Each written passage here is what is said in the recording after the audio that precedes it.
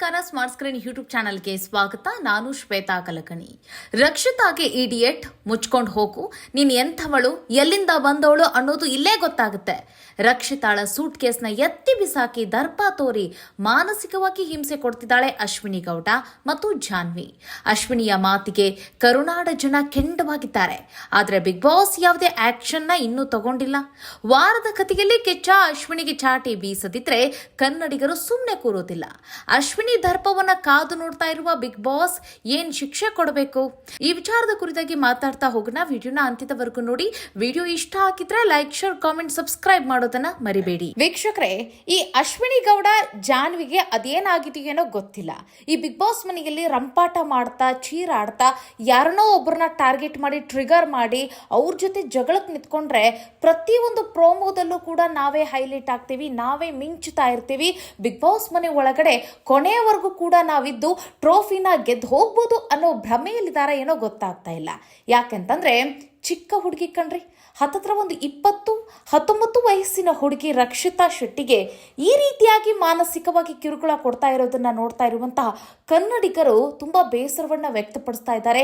ಹಾಗೆ ಕೆಂಡವಾಗಿದ್ದಾರೆ ಈ ಅಶ್ವಿನಿ ಗೌಡ ಮತ್ತೆ ಈ ಜಾನ್ವಿಯ ಮೇಲೆ.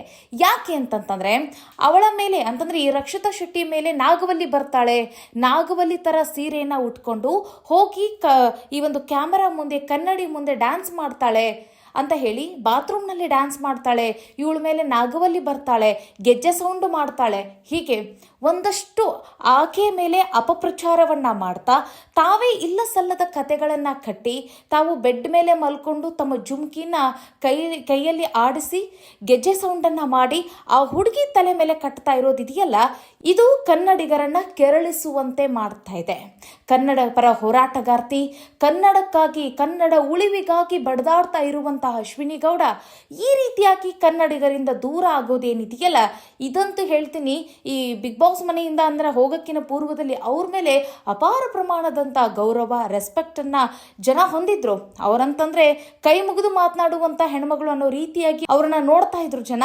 ಆದ್ರೆ ಬಿಗ್ ಬಾಸ್ ಮನೆ ಒಳಗಡೆ ಹೋದ ನಂತರ ಅವರ ವ್ಯಕ್ತಿತ್ವ ಯಾವ ರೀತಿಯಾಗಿದೆ ಅನ್ನೋದನ್ನ ನೋಡಿ ಜನ ಚೀತು ಅಂತ ಹೇಳ್ತಿದ್ದಾರೆ. ವ್ಯಕ್ತಿತ್ವದ ಆಟದಲ್ಲಿ ವೈಯಕ್ತಿಕವಾಗಿ ರಕ್ಷಿತಾ ಶೆಟ್ಟಿ ಮೇಲೆ ಟಾರ್ಗೆಟ್ ಅನ್ನ ಮಾಡಿ ಈ ಜಾನ್ವಿ ಮತ್ತೆ ಅಶ್ವಿನಿ ಗೌಡಗೆ 3 ಕಾಸಿನ ಬೆಲೆನ ಕೊಡ್ತಾ ಇಲ್ಲ ಕನ್ನಡಿಗರು. ಬಿಗ್ ಬಾಸ್ ನ ನೋಡ್ತಾ ಇರುವಂತ ಪ್ರತಿಯೊಬ್ರು ಕೂಡ Rakshita Shetty is a my favourite contestant ಅಂತ ಹೇಳ್ತಾ ಇದ್ದಾರೆ. ಯಾಕಂತಂದ್ರೆ ಇವ್ರೆಲ್ಲರಿಗೂ ವಯಸ್ಸಾಗಿದೆ, ದೇಹ ಬೆಳೆದಿದೆ. ಆದ್ರೆ ಬಿಗ್ ಬಾಸ್ ಮನೆ ಅಂದ್ರೆ ಏನು, ಆ ಬಿಗ್ ಬಾಸ್ ಮನೆ ಒಳಗಡೆ ಹೇಗಿರಬೇಕು ಅನ್ನೋದ್ರ ಬಗ್ಗೆ ಒಂದ್ ಸ್ವಲ್ಪನೂ ಕೂಡ ಪರಿಜ್ಞಾನ ಇಲ್ಲ. ಹೆಂಗ್ ಬೇಕೋ ಹಂಗೆ ಅದನ್ನ ಆ ಗೇಮ್ ಅನ್ನ ಮತ್ತೆ ಆ ಒಂದು ಕಾರ್ಯಕ್ರಮವನ್ನ ಬೇರೊಂದು ದಿಕ್ಕಿಗೆ ತಪ್ಪಿಸ್ತಾ ಇರುವಂತಹ ಇವುಗಳ ಮಧ್ಯೆ ಇಲ್ಲಿ ರಕ್ಷಿತಾ ಶೆಟ್ಟಿ ಮೆಚೂರಿಟಿ ಇರುವಂತಹ ಹುಡುಗಿ, ಆಕೆಗೆ ಕನ್ನಡ ಸ್ಪಷ್ಟವಾಗಿ ಬರೋದಿಲ್ಲ. ಎಲ್ಲರೂ ಕೂಡ ಒಪ್ಕೊಂಡು ಮತ್ತೆ ಬಿಗ್ ಬಾಸ್ ಕೂಡ ಒಪ್ಕೊಂಡೇ ಅವರನ್ನ ಮನೆ ಒಳಗಡೆ ಕಳಿಸ್ಕೊಟ್ಟಿತ್ತು. ಕಾರಣ ಅವರು ಕನ್ನಡವನ್ನ ಕಲಿತಾರೆ ಅನ್ನೋ ಆ ಒಂದು ಅದೇನು ಗುಣ ಇದೆಯಲ್ಲ, ಹಾಗಾಗಿ ಮತ್ತೆ ಇಂತಹ ಒಂದು ಹುಡುಗಿ ಬಿಗ್ ಬಾಸ್ ಮನೆ ಒಳಗಡೆ ಇದ್ರೆ ಆ ಒಂದು ಶೋಗೆ ಇನ್ನಷ್ಟು ಕಳೆ ಬರುತ್ತೆ. ಅವರು ಆಟವನ್ನ ಚೆನ್ನಾಗಿ ತೆಗೆದುಕೊಂಡು ಹೋಗ್ತಾರೆ ಅನ್ನೋ ಒಂದು ನಂಬಿಕೆಯಿಂದನೇ ಅವರು ಬಿಗ್ ಬಾಸ್ ಮನೆ ಒಳಗಡೆ ಕಳಿಸ್ಕೊಟ್ಟಿದ್ದಾರೆ. ಒಟ್ಟಿನಲ್ಲಿ ಇವರೆಲ್ಲರನ್ನ ಹೇಗೆ ಕಳಿಸ್ಕೊಟ್ಟಿದ್ದಾರೆ ಹಾಗೆ ಈ ರಕ್ಷಿತಾನು ಕೂಡ ಕಂಟೆಸ್ಟೆಂಟ್ ಅವರನ್ನು ಕಳಿಸ್ಕೊಟ್ಟಿದ್ದಾರೆ. ಆದ್ರೆ ಉಳಿದವರನ್ನೆಲ್ಲ ಬಿಟ್ಟು ಆ ರಕ್ಷಿತಾ ಶೆಟ್ಟಿ ಮೇಲೆ ವೈಯಕ್ತಿಕವಾಗಿ ಇವರು ನಿಂದನೆಯನ್ನ ಮಾಡೋದು, ಟಾರ್ಗೆಟ್ ನ ಮಾಡ್ತಾ ಇದಾರಲ್ಲ, ಇದು ಎಷ್ಟರ ಮಟ್ಟಿಗೆ ಸರಿ ನೋಡಿ. ರಕ್ಷಿತಾ ಶೆಟ್ಟಿ ಹತ್ತತ್ರ ಈ ಅಶ್ವಿನಿ ಗೌಡ ಅವಳ ಮಗಳ ವಯಸ್ಸಿನವಳು, ತನ್ನ ಹೊಟ್ಟೆಯಲ್ಲಿ ಹುಟ್ಟಿರುವಂತ ಆ ಮಗಳಿಗೆ ಈ ರೀತಿಯಾಗಿ ಇವ್ರು ನಡ್ಕೊಳ್ತಾ ಇದ್ರ, ಆ ರೀತಿಯಾಗಿ ಮಾತಾಡ್ತಾರ, ಆ ರೀತಿಯಾಗಿ ಅಪಪ್ರಚಾರವನ್ನ ಮಾಡ್ತಾರ, ಮಾನಸಿಕವಾಗಿ ಹಿಂಸೆ ಕೊಡಕ್ ಸಾಧ್ಯನಾ? ಇವತ್ತು ನೋಡಿ ಬಿಗ್ ಬಾಸ್ ಮನೆಯಲ್ಲಿರುವಂತ ಆ ಹುಡುಗಿಗೆ ಅವಳ ಮೇಲೆ ದೆವ್ವ ಬರುತ್ತೆ, ಅವಳು ಮಾನಸಿಕ ರೋಗಿ, ಅವಳು ಹಂಗಾಡ್ತಾಳೆ ಹಿಂಗಾಡ್ತಾಳೆ, ಇವಳು ಮಧ್ಯರಾತ್ರಿನೇ ಹೆಚ್ಚು ಪರ್ಫಾರ್ಮೆನ್ಸ್ ಮಾಡ್ತಾಳೆ, ಮಧ್ಯರಾತ್ರಿನೇ ಇವಳು ಹೆಚ್ಚು ಟಾಸ್ಕ್ ಅನ್ನ ಮಾಡ್ತಾಳೆ. ಈ ರೀತಿಯಾಗಿ ಆಕೆಯ ಮೇಲೆ ಸಲ್ಲದ ಕಥೆಗಳನ್ನ ಕಟ್ಟಿ ಗೂಬೆ ಕೂರಿಸೋ ಕೆಲಸ ಇದೆಯಲ್ಲ, ಇದೇ ಆಕೆಯ ಮಗಳಿಗೆ ಮಾಡ್ತಾ ಇದ್ಲ ಅಶ್ವಿನಿ ಗೌಡ ಅಂತ ಹೇಳಿ ಪ್ರಶ್ನೆ ಮಾಡ್ತಿದ್ದಾರೆ. ಮುಂದೊಂದು ದಿನ ಈ 100 ದಿನಗಳ ಜರ್ನಿ ಮುಗಿದ ನಂತರ ಬಿಗ್ ಬಾಸ್ ಮನೆಯಿಂದ ಹೊರಗಡೆ ಬಂದ ನಂತರ ಆ ರಕ್ಷಿತಾ ಶೆಟ್ಟಿಯ ಒಂದು ಮರ್ಯಾದೆ ಏನಾಗಬೇಡ, ಮುಂದೆ ಆ ಹುಡುಗಿ ಮದುವೆ ಆಗಿ ಹೋಗ್ಬೇಕಾಗಿರುವಂತಹ ಹುಡುಗಿ, ತನ್ನದೇ ಆದಂಥ ಜೀವನ ಕಟ್ಕೊಳ್ಬೇಕು ಅನ್ನೋ ಒಂದು ಆತುರದಲ್ಲಿರುವಂತಹ ಹುಡುಗಿ, ಆಕೆಯ ಮೇಲೆ ಈ ರೀತಿಯಾದಂಥ ಅಪಪ್ರಚಾರ ಮಾಡಿದ್ರೆ ಆ ಮುಂದಿನ ಆಕೆಯ ಭವಿಷ್ಯಕ್ಕೆ ಏನಾಗಬೇಡ, ಈ ರೀತಿಯಾದಂಥ ಒಂದು ಸಣ್ಣ ಒಂದು ಸಣ್ಣ ಯೋಚನೆ ಇಲ್ಲದಿರುವಂತಹ ಇವರಿಬ್ಬರು ಏನಿದಾರಲ್ಲ, ಈ ಜಾನ್ವಿ ಆಗಲಿ ಮತ್ತು ಈ ಅಶ್ವಿನಿ ಗೌಡ, ಅದ್ರ ಜೊತೆಗೆ ಆಗಾಗ ಸೇರ್ಕೊಳ್ಳುವಂಥ ಸುದಿ ಆಗಲಿ ಮತ್ತು ಆ ಧನುಷ್ ಆಗಲಿ, ಇವರು ಹೇಳ್ತೀನಿ ಸುಮ್ಮನೆ ಇವರು ದೇಹ ಬೆಳೆಸ್ಕೊಂಡಿದ್ದಾರೆ ವಿನಃ ಯಾವುದೇ ರೀತಿಯಾದಂಥ ಮೆಚುರಿಟಿ ಇಲ್ಲ. ಬುದ್ಧಿ ಅನ್ನೋದನ್ನು ಇವರು ಹೊರಗಡೆ ಇಟ್ಟು ಬಿಗ್ ಬಾಸ್ ಮನೆ ಒಳಗಡೆ ಬಂದಿದ್ದಾರೆ ಅನ್ನೋದು ಮಾತ್ರ ಇಲ್ಲಿ ಸ್ಪಷ್ಟವಾಗ್ತಾ ಇದೆ. ಒಟ್ಟಿನಲ್ಲಿ ಕನ್ನಡ ಪರ ಹೋರಾಟಗಾರ್ತಿ ಅಂತ ಹೇಳಿ ಏನು ಕರೆಸ್ಕೊಂತಾರಲ್ಲ, ಇವರು ಕನ್ನಡಕ್ಕೆ ಮಾಡ್ತಾ ಇರುವಂಥ ಅಪಮಾನ, ಕನ್ನಡಿಗರ ಮನಸ್ಸಿಗೆ ನೋವನ್ನು ಉಂಟು ಮಾಡ್ತಾ ಇದ್ದಾರೆ ಅನ್ನೋದನ್ನು ಮಾತ್ರ ಇಲ್ಲಿ ಸ್ಪಷ್ಟವಾಗಿ ಗೊತ್ತಾಗ್ತಾ ಇದೆ. ನೋಡೋಣ ಕನ್ನಡಿಗರು ಇವಳನ್ನ ಯಾವ ರೀತಿಯಾಗಿ ಬೆಳೆಸ್ತಾರೆ, ಬಿಗ್ ಬಾಸ್ ಮನೆಯಲ್ಲಿ ಉಳಿಸ್ತಾರಾ ಕಳಿಸ್ತಾರಾ ಅಂತ ಹೇಳಿ. ಒಟ್ಟಿನಲ್ಲಿ TRPಗೋಸ್ಕರ ಈ ರೀತಿಯಾಗಿ ಇವರು ಗಿಮಿಕ್ ಮಾಡ್ತಾ ಇದ್ದಾರೋ ಏನು ಕತೆ ಏನು ಗೊತ್ತಾಗ್ತಲ್ಲ. ಯಾಕಂತಂದ್ರೆ ಆ ರೀತಿಯಾಗಿ ನಡೆದುಕೊಂಡಿದ್ರು ಸಹಿತ ಅದನ್ನ ಪ್ರೋಮೋಗಳನ್ನ ಬಿಡೋದು ಮತ್ತು ಇನ್ನೊಂದು ಅದನ್ನ ಎಪಿಸೋಡ್ಗಳಲ್ಲೂ ಕೂಡ ಇವರು ಬಿಡುಗಡೆ ಮಾಡ್ತಾ ಅಂತಂತಂದ್ರೆ ಇವರು TRPಗಾಗಿ ಆಡ್ತಾ ಇದ್ದಾರಾ, ಅಥವಾ ಇಲ್ಲಿ ಅಶ್ವಿನಿ ಗೌಡಳ ವ್ಯಕ್ತಿತ್ವವನ್ನ ತೋರಿಸ್ಬೇಕು ಅಂತಾನೆ ಈಗ ಬಿಗ್ ಬಾಸ್ ಈ ರೀತಿಯಾಗಿ ಅದೆಲ್ಲವನ್ನು ಕೂಡ ಏನು ಫಿಲ್ಟರ್ ಹಾಕ್ದೇನೆ ಇವರು ಅದನ್ನೆಲ್ಲವನ್ನು ಕೂಡ ಎಪಿಸೋಡ್ನಲ್ಲಿ ಪ್ರೋಮೋದಲ್ಲಿ ಹಾಕ್ತಾ ಇದ್ದಾರಾ ಗೊತ್ತಾಗ್ತಾ ಇಲ್ಲ. ಒಟ್ಟಿನಲ್ಲಿ ಹೇಳ್ತೀನಿ, ಬಿಗ್ ಬಾಸ್ ಮನೆ ಅಂತಂದ್ರೆ ಜಗಳ ಮಾಡೋದನ್ನ ಬಿಟ್ಟರೆ ಹೊರತಾಗಿ ಏನು ಇಲ್ಲ ಅನ್ನೋದನ್ನ ತುಂಬ ಈ ರೀತಿಯಾಗಿಯೇ ನಡೀತಾ ಇದೆ ಈ ಸೀಸನ್ಗಳು. ಸೊ ಅದನ್ನೇ ಇವರು ಕೂಡ ನಡೆಸ್ಕೊಂಡು ಹೋಗ್ತಾ ಇದ್ದಾರೆ. ಕಾದು ನೋಡೋಣ ಏನೇನೆಲ್ಲ ಆಗ್ಬೋದು ಅಂತ ಹೇಳಿ. ಒಟ್ಟಿನಲ್ಲಿ ಬಿಗ್ ಬಾಸ್ ಮನೆಯಲ್ಲಿರುವಂತಹ ಈಗ ಎಲ್ಲರ ಹಾರ್ಟ್ ಫೇವ್ರೇಟ್ ಅಂತಂದ್ರೂ ಕೂಡ ತಪ್ಪಿಲ್ಲ.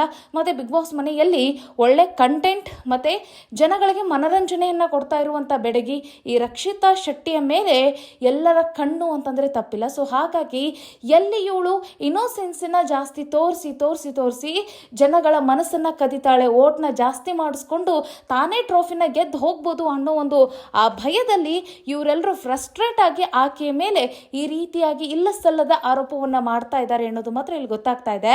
ಬಟ್ ಈಗ ನಾವೆಲ್ಲರೂ ಕಾಯ್ತಾ ಇರುವಂಥ ವಿಚಾರ ಏನು ಅಂತಂದರೆ ಕಿಚ್ಚನ ಪಂಚಾಯಿತಿ. ಕಳೆದ ವಾರವೂ ಕೂಡ ಅಷ್ಟೇ ಇವಮ್ಮ ಹಾಗೆ ಹಾರಾಡಿದ್ಲು ನೋಡಿ. ಇವಮ್ಮ ಅಂತ ಬಾಯಿಗೆ ಬರ್ತಾ ಇದೆ. ಯಾಕೆ ಅಂತಂದರೆ ಅವ್ರು ಆಡ್ತಾ ಇರೋದೇ ಹಾಗೆ, ಮರ್ಯಾದೆ ಕೊಡಬೇಕಂತ ಅನಿಸ್ತಾನೇ ಇಲ್ಲ. ಸುದಿಯವರು ಈ ಅಮ್ಮ ಅಂತ ಅಂದಿದ ತಕ್ಷಣ ಅವರು ಸಿಟ್ಟು ಮಾಡ್ಕೊಂಡಿದ್ರು. ಬೇರೊಂದು ಮಕ್ಕಳ ಮೇಲೆ ಇವ್ರು ಈ ರೀತಿಯಾಗಿ ಇಡಿಯಟ್ ಮುಚ್ಕೊಂಡು ಹೋಗು ಹೀಗೆಲ್ಲ ಇವರು ಮಾತಾಡ್ತಾರಂತಂದರೆ ತಿಳ್ಕೊಬೇಕು ಇವರು, ನನಗಷ್ಟೇ ಗೌರವ ಇಲ್ಲ, ಎಲ್ರಿಗೂ ಕೂಡ ಗೌರವ ಇದೆ. ನಾನು ಹೆಂಗೆ ಇನ್ನೊಬ್ಬರಿಂದ ಗೌರವವನ್ನು ಎಕ್ಸ್ಪೆಕ್ಟ್ ಮಾಡ್ತೀನಿ ಅದೇ ರೀತಿಯಾಗಿಯೇ ಇನ್ನೊಬ್ರಿಗೂ ಕೂಡ ನಾನು ಗೌರವ ಕೊಡಬೇಕು ಅಂತ ಹೇಳಿ.